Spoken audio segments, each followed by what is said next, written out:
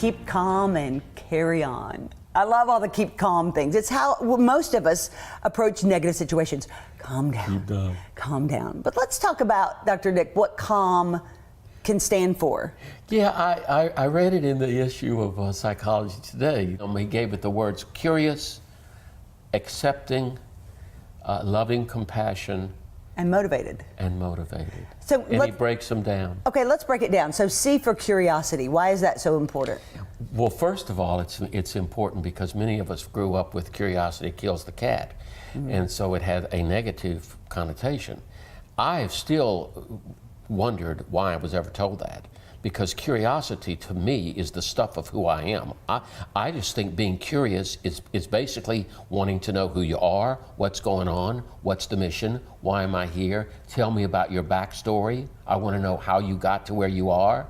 Curiosity is the very stuff, it's wanting to know one story or the story.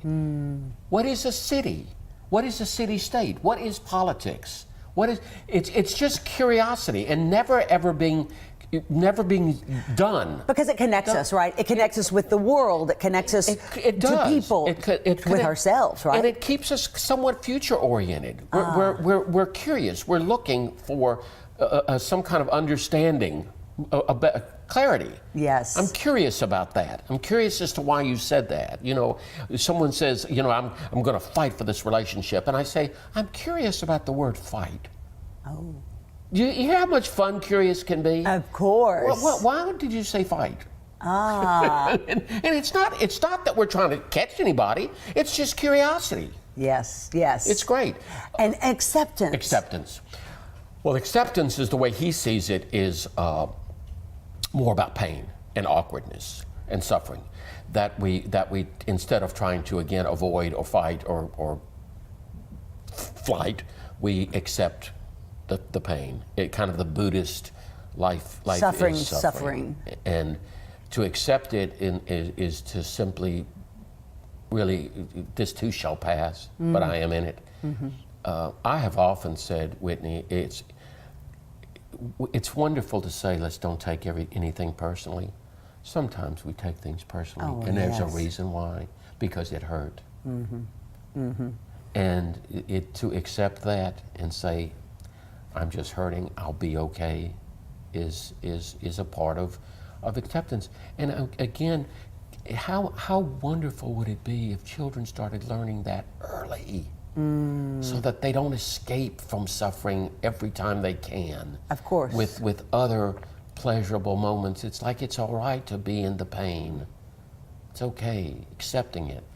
Sorry, I like that. I think you're so right. I just think that's so real to accept. It's just hurt a little bit. Mm-hmm. Because how many times as parents, or how many times do we hear it as children, our parents say, get over it. Get over it. Just get over it. Suck it up.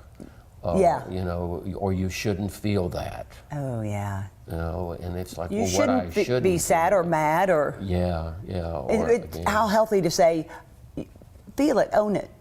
You know, it won't last forever, but it's okay. And the acceptance is also the acceptance of a parent to say, it's all right that you're hurting. I don't need to fix it. Right. I accept it. Sure. Right. You know? Right. The third one was loving compassion, which now we get into what I think he sees as the positive approach to life, meaning always see people with compassion, always speak with loving compassion, always speak and say, perfect example, look at some of the things, if you want to take a moment on Facebook, and all you want to respond with is, do you think you could say that with loving compassion? Do you think you could treat this person with the same kind of dignity you would want to be treated with? Can you understand that maybe they're suffering, or they don't know how to express themselves, or they're really angry because they lost a job to a 20-year-old. Mm-hmm.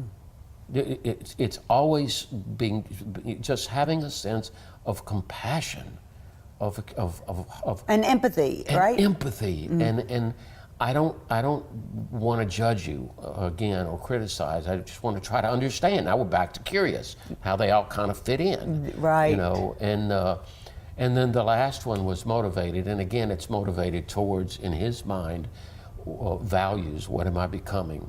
What motivates me? What motivates you to do the show? What motivates you to always want to do interesting stories that have, I think, happy endings for the most part? Aren't you motivated to look for? You're right. Not happy endings. Well, certainly motivated. I mean, today. Somebody who's made it on the other side of something. How's that? Yeah. Doesn't always have to be a happy ending. Yeah. But yeah, there's the struggle. There's the journey. The journey. How did you get here? But it's also motivated to see that every day brings its own joy and pain, and yet I want to be in it. Mm-hmm. I want to be in it, even though I might not be feeling great. I'm motivated to get up. That's a tough one, by the way, for people. People who are depressed and have horrible anxiety they struggle with motivation. But it's also, motivation is about, what am I putting myself into? Explain. I've been thinking lately of doing a CD. Oh, more music? But I don't know that I'm really motivated, because it's going to take a lot of work. I see. And a lot of money and a lot of creativity and a lot of passion. But there is some motivation. Because you love music. Because I love it. I love it. The motivation to clean the cabinets. The motivation to go out into the garden and say, today I'm going to, it's time. Sure. You know, to just kind of, it's what's interesting about motivation is that it's about movement. And drive, right? I'm moving. I'm driving. Got yes, it. I'm moving. God knows you're moving. Too fast sometimes. I like that. Yeah, I need some calm in my world. Well, sometimes you need to be motivated to do nothing. I'll work on that. Keep calm and carry on, everyone. Dr. Nick, thanks. Always a pleasure. Calm. I like it. I do too. Bye. More Weekends with Whitney after this.